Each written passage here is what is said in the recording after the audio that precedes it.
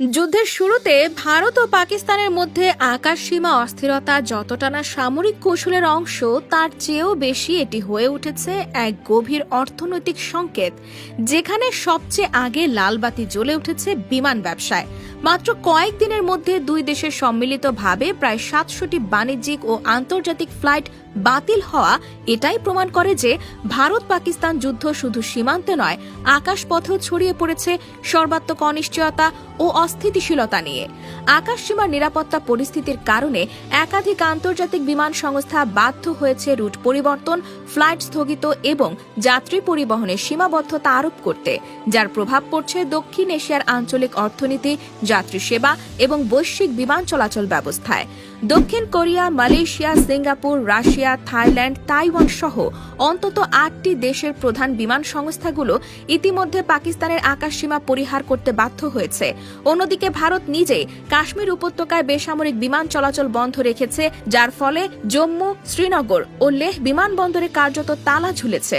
যাত্রীদের মধ্যে আতঙ্ক, অনিশ্চয়তা ও ক্ষোভ বাড়ছে, যা আগামী দিনে যাত্রী আস্থা ও পর্যটন খাতে বড় ধাক্কা হয়ে উঠতে পারে। যুদ্ধের সর্বশেষ উত্তেজনার প্রেক্ষিতে পাকিস্তানে ১৩৫টি এবং ভারতে ৪১৭টি ফ্লাইট বাতিল হওয়া নিছক সংখ্যা নয়, এটি একটি কৌশলগত ব্যর্থতার প্রতিচ্ছবি, যেখানে সাধারণ মানুষ এবং বৈধ অর্থনৈতিক কার্যক্রমের ওপরই প্রথম আঘাত নেমে এসেছে। দুই দেশের বেসামরিক বিমান চলাচল কর্তৃপক্ষ স্বল্প সময়ের মধ্যে ফ্লাইট কার্যক্রম পুনরায় সচল করার আশ্বাস দিলেও বাস্তবে সেই উদ্যোগ এখনও সংকটে রয়েছে। ভারতীয় হামলার পর পাকিস্তানের করাচি, লাহোর সহ প্রধান বিমানবন্দরগুলো ৮ ঘণ্টার বেশি সময় বন্ধ ছিল। এ সময় আন্তর্জাতিক যাত্রীবাহী ফ্লাইটগুলোকে বাধ্য হয়ে করাচি কিংবা তৃতীয় কোনো দেশে অবতরণ করতে হয়। এমনকি জেদ্দা থেকে লাহোরগামী একটি ফ্লাইট উত্তেজনার কারণে করাচিতে অবতরণ করে এবং পরে সেটিকে ফের লাহোরে পাঠাতে হয়।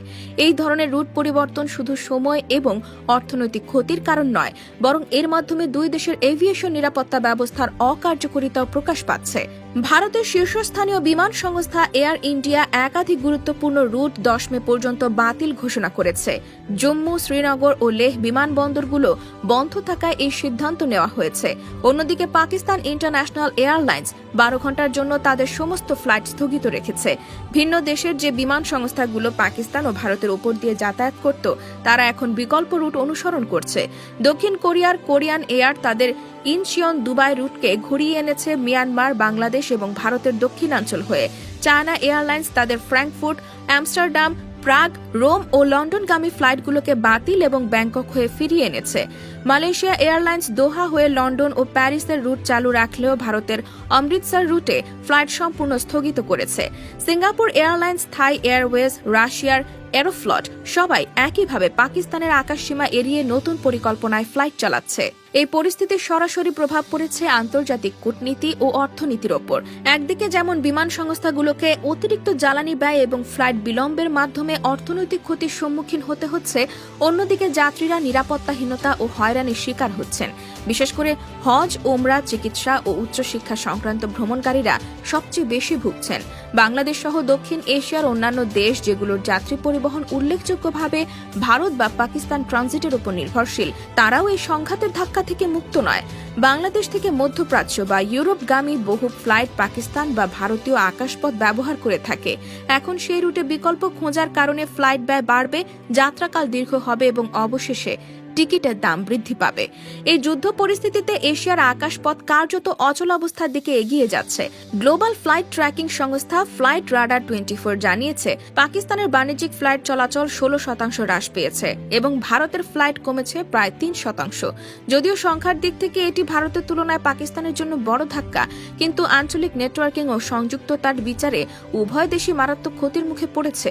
শুধু তাই নয়, আন্তর্জাতিক বাণিজ্য, কার্গো পরিবহন এবং রপ্তানি আমদানি খাতেও এর তীব্র প্রভাব পড়বে, যা যুদ্ধ না থামলে সপ্তাহ না পেরোতেই বৈশ্বিক সাপ্লাই চেনে গোলযোগ সৃষ্টি করবে। আকাশ সীমা ও বিমান ব্যবসায় এমন ভয়াবহ অচলাবস্থা শেষবার দেখা গিয়েছিল ২০১৭ সালে, যখন পুলওয়ামা হামলার জেরে ভারত ও পাকিস্তান মুখোমুখি অবস্থানে গিয়েছিল। কিন্তু এবারের পরিস্থিতি আরও বিপজ্জনক, কারণ এবার শুধু সামরিক হামলা নয়, সরাসরি ক্ষেপণাস্ত্র ব্যবহারের মাধ্যমে আকাশ সীমাকে যুদ্ধক্ষেত্র বানানো হয়েছে। যাত্রীবাহী বিমানের নিরাপত্তার ঝুঁকির কথা বিবেচনায় রেখে অধিকাংশ আন্তর্জাতিক সংস্থা পাকিস্তানের আকাশ পুরোপুরি এড়িয়ে চলছে। সুতরাং এখন প্রশ্ন হচ্ছে, দুই দেশের এই যুদ্ধ যদি দীর্ঘায়িত হয় তাহলে দক্ষিণ এশিয়ার আকাশপথ কতটা ব্যবহারের উপযোগী থাকবে এবং এর অর্থনৈতিক মূল্য কে দেবে? এই প্রশ্নের উত্তর আপাতত কারো কাছে নেই, কারণ পরিস্থিতি এখনো অত্যন্ত তরল ও অনিশ্চিত। একদিকে কূটনৈতিক স্তরে শান্তির আহ্বান উঠলেও মাটিতে ও আকাশে সংঘর্ষ অব্যাহত রয়েছে। ইউরোপ থেকে আসা কিংবা ইউরোপমুখী ফ্লাইটগুলো ঘুরপথে যাত্রা করতে বাধ্য হওয়ায় সময় এবং অর্থ দুটোই নষ্ট হচ্ছে।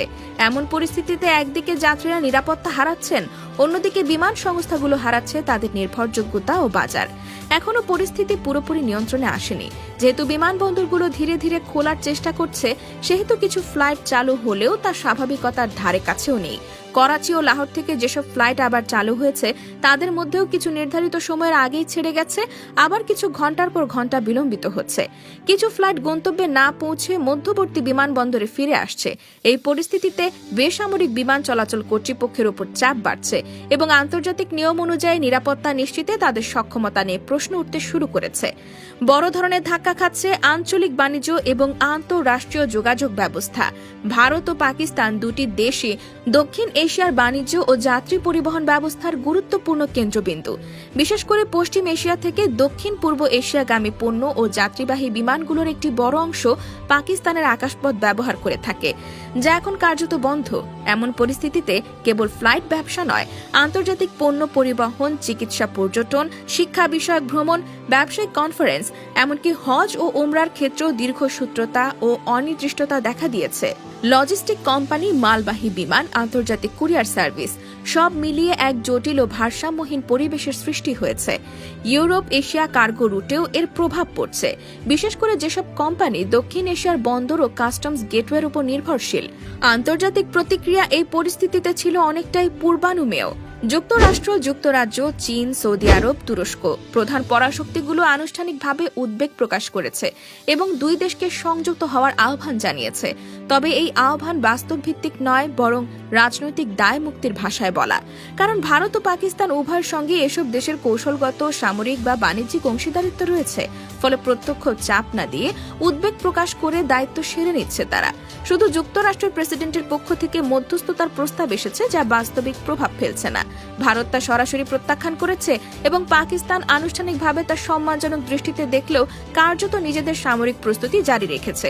ফলে এই আন্তর্জাতিক প্রতিক্রিয়াগুলো বিশ্ব রাজনীতির এক নির্মম বাস্তবতাকে তুলে ধরেছে, যেখানে যুদ্ধের পরিস্থিতির চেয়ে গুরুত্বপূর্ণ হয়ে ওঠে বাণিজ্যিক ও সামরিক সমীকরণ। বাংলাদেশের জন্য এই পরিস্থিতি সরাসরি যুদ্ধের মতো বিপজ্জনক না হলেও কৌশলগতভাবে অস্বস্তিকর, কারণ বাংলাদেশ আন্তর্জাতিক ফ্লাইট, ট্রানজিট ও আকাশসীমার অন্যতম পথ হিসেবে ব্যবহৃত হচ্ছে।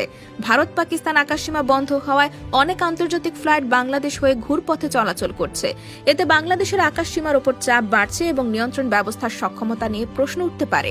একই সাথে ঢাকার হযরত শাহজালাল আন্তর্জাতিক বিমানবন্দর হয়ে মধ্যপ্রাচ্য ও পূর্ব এশিয়াগামী যাত্রীদের ক্ষেত্রে ভিড় বাড়ছে, নিরাপত্তা চ্যালেঞ্জ বাড়ছে এবং আন্তর্জাতিক অডিটেও এই চাপ প্রতিফলিত হবে। বাংলাদেশের এভিয়েশন কর্তৃপক্ষ এবং সিভিল এভিয়েশন বিভাগকে এই বিষয়ে খুব দ্রুত গতিতে প্রস্তুত থাকতে হবে, কারণ এই চাপ যদি দীর্ঘমেয়াদে যায় তাহলে বাংলাদেশের এয়ার ট্রাফিক ম্যানেজমেন্ট ও ফ্লাইট স্লটিং এর বড় ধরনের গরমিল দেখা দিতে পারে।